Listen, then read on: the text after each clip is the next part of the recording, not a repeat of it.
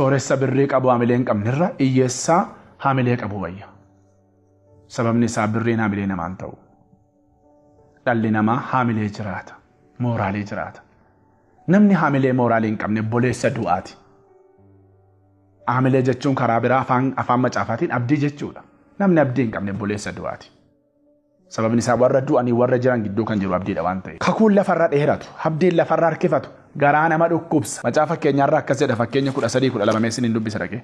Maqaa Yesuus Kiristoos gooftaatiin. Abdiin lafarra harkifamu garaa nama dhukkubsa.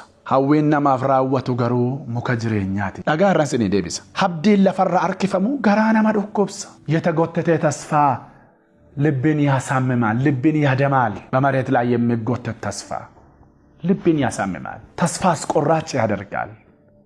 abdiin lafarra harkifamu garaa nama dhukkubsa, haamilee nama buusa, abdii nama dhowwata, hawwiin namaaf raawwatu yookaan abdiin namaaf raawwatu garuu muka jireenyaati. የሕይወት ዛፍ ነው። ቶሎ የሚፈጸም ኪዳን የሕይወት ዛፍ ነው። ሙከ ጅሬኛቲ namoonni baay'een abdii dhagaanii kakuu dhaga'anii haamilee godhatanii eeganii Abrahaam waggaa 25 eege. Waaqayyo dhala sii kenna gaafa jedhamu waggaa 75ti.